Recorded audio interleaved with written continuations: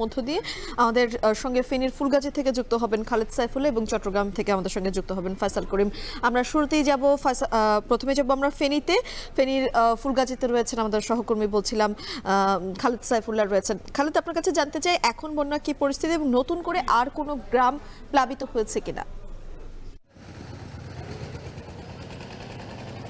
মিম, এই ২৪-এর বন্যার যে ভয়াবহতা ছিল, ২৫-এর সাম্প্রতিক যে বন্যার সৃষ্টি হলো তা কিন্তু কোনো অংশে কম নয়। পানি উন্নয়ন বোর্ডের কর্মকর্তা কিছুক্ষণ আগে আমাদেরকে জানিয়েছেন যে ১৪.১৯ লেভেল পর্যন্ত যে গত বছরের বন্যার পানির বিপদসীমার উপর দিয়ে প্রবাহিত ছিল, এবার হচ্ছে ১৩.৮৫।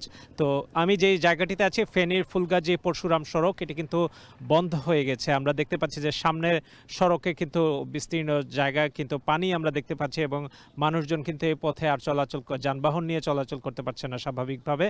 অনেক দূর দূরান্ত থেকে অনেক মানুষজন খাবারের জন্য যাচ্ছেন, এরকম খবরও আমাদেরকে জানিয়েছেন যে তারা আসলে বাড়িতে আশ্রয় নেওয়ার মতো অবস্থা নেই। এখানে প্রায় ১৫০ শতাধিক আশ্রয় কেন্দ্রে, স্কুল, উঁচু ভবন, সেগুলোতে আশ্রয় কেন্দ্র খোলা হয়েছে, সেখানে অসংখ্য মানুষ আশ্রয় নিয়েছেন। আমরা যে জায়গাটিতে আছি এখানে কিন্তু চতুর্পাশে গ্রামগুলো প্লাবিত। এখানে মানুষজন বলছেন যে আসলে এই ভয়াবহ এরকম একটি বন্যা আবারও হবে। এক বছর কিন্তু হয়নি ২৪-এর যে ভয়াবহ বন্যা আমরা দেখেছিলাম, ঠিক তার আগেই আবার এরকম বন্যার জন্য তারা প্রস্তুত ছিলেন না। অর্থাৎ মানুষ কিন্তু ব্যাপকভাবে এই বন্যায় ক্ষতিগ্রস্ত।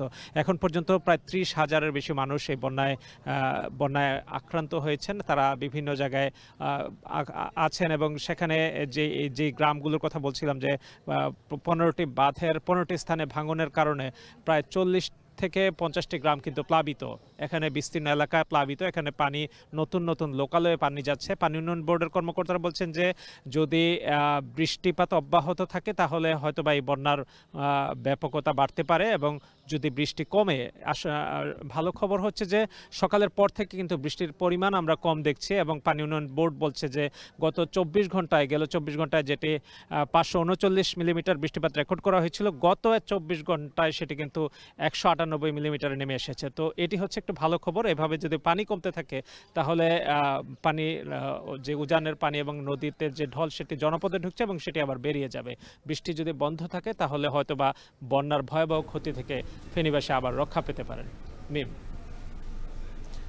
এবার আমরা যেতে চাই চট্টগ্রামের দিকে, একটু দেখতে চাই টানা বৃষ্টিতে চট্টগ্রামের যে সমস্ত নিম্নাঞ্চলগুলো প্লাবিত হয়েছে, যেখানে দেখা দিয়েছে পাহাড় ধস, সাগর উত্তাল থাকায় ৩ দিন ধরে বন্ধ বন্দরের বহির্নগরে পণ্য খালাস। আর বৃষ্টিতে চট্টগ্রামের এই সমস্ত সার্বিক যে পরিস্থিতি তা নিয়ে জানতে নগরের চকবাজার থেকে আমাদের সঙ্গে যুক্ত আছেন ফয়সাল করিম।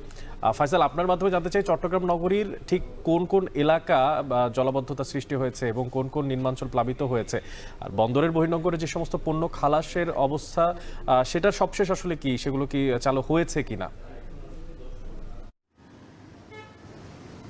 অনেক আমরা দেখছি গত ২ দিন ধরেই টানা বৃষ্টি হচ্ছে, কখনো থেমে থেমে মুষলধারে, কখনো গুড়ি বৃষ্টি। এখন বৃষ্টি কিছুটা কমেছে এবং আবহাওয়া অফিস জানিয়েছে গত ২৪ ঘন্টায় তারা ১৫৪.৬ মিলিমিটার বৃষ্টিপাত রেকর্ড করেছে। তার মধ্যে সবচেয়ে বেশি বৃষ্টিপাত হয়েছে আজকে সকাল ৯টা থেকে বেলা ১২টার মধ্যে ৭০ মিলিমিটার বৃষ্টিপাত হয়েছে তারা বলছেন, এবং এই বৃষ্টিপাত কিন্তু অব্যাহত থাকবে বলে তারা যেই আবহাওয়া বার্তা সেটিতে বলছেন। এবং আমরা যেটি দেখছি আসলে চট্টগ্রামের অনেক নিম্নাঞ্চল প্লাবিত হয়েছে বা কিছুটা জলাবদ্ধতার তৈরি হয়েছে ছড়িয়ে ছিটিয়ে, তবে অধিকাংশ নিচু এলাকা, আসলে চট্টগ্রামের যেই নিচু এলাকাগুলো আগে দেখা যেত কি আধা ঘন্টার বৃষ্টিতেই হাঁটু থেকে কোমর পানিতে তলিয়ে যেত, এখন সেই পরিমাণটা অনেকটাই কমে গেছে। এবং আমরা চট্টগ্রামের কাপাসগুলো এলাকায় আছি, এখানে দেখছি যে মোটামুটি গোড়ালি পানিতে ডুবেছে। তবে যেটি আসার বিষয় সেটি হচ্ছে খুব দ্রুত কিন্তু পানি নেমে যাচ্ছে এবং ওই যেই সব এলাকায় খালের কাজগুলো হয়েছে, নালার কাজ হয়েছে, সেখানে কিন্তু নগরবাসী অনেকটাই আশাবাদী এবং তারা সন্তোষ প্রকাশ করেছেন। এবং আমরা দেখেছি এই টানা বৃষ্টিপাতের ফলে চট্টগ্রাম নগরীতে পাহাড় ধসের যে সংখ্যা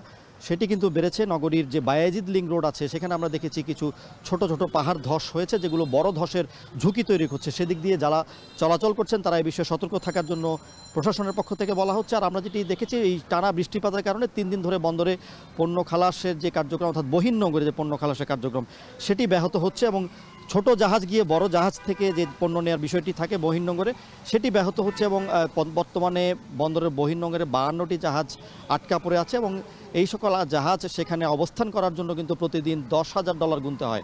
অর্থাৎ লোকসানের বোঝাটা ভারী হচ্ছে ব্যবসায়ীদের। এবং যে পণ্য ওঠানো নামানোর কাজ বা পণ্য সরবরাহের যে কাজ সেটি কিন্তু সামগ্রিকভাবে ব্যাহত হচ্ছে এবং এই কবে সেখানে আসলে অবস্থা স্বাভাবিক হয় সেটি কিন্তু বলা যাচ্ছে না, যেহেতু সমুদ্র উত্তাল আছে। এবং আমরা দেখেছি চট্টগ্রাম নগরীর পাশাপাশি উপজেলাগুলোতেও কিন্তু যে বৃষ্টির পানি সেটি জনজীবনে প্রভাব রাখছে। এবং চট্টগ্রামের আমরা যতটুকু জেনেছি চট্টগ্রামের মিরসরাইয়ে কিন্তু যে পাহাড়ি ঢলের পানি সেটি কিন্তু বিভিন্ন এলাকা প্লাবিত করেছে। মিরসরাইয়ের আবুতরাব এলাকা কিংবা মিরসরাইয়ের যে খৈয়াছড়া এলাকা আছে সেখানে কিন্তু পাহাড়ি ঢলের পানি নেমে সেখানে গ্রামের পর গ্রাম প্লাবিত হয়েছে এবং মানুষজন কিন্তু অনেকে নিরাপদ আশ্রয়ে আছেন। তো সব মিলিয়ে আসলে চট্টগ্রামে টানা বৃষ্টিপাতের ফলে জনজীবন যেমন ব্যাহত হচ্ছে তেমনি ব্যবসায়িক যে কার্যক্রম, বন্দরের যে কার্যক্রম সেটি ব্যাহত হচ্ছে এবং এই বৃষ্টিপাত আসলে আগামী কয়েকদিন অব্যাহত থাকবে বলে জানিয়েছে আবহাওয়া অফিস। অনেক টানা বৃষ্টিতে ফেনীতে দেখা দিয়েছে বন্যা পরিস্থিতি এবং চট্টগ্রামে পাহাড় ধস সংক্রান্ত অন্যান্য পরিবেশের যে সমস্ত দুর্যোগ সেগুলো দেখা দিচ্ছে সেই বিষয়ে সবশেষ জানাচ্ছিলেন ফেনী থেকে সহকর্মী এবং আমাদের সঙ্গে যুক্ত ছিলেন চট্টগ্রাম থেকেও।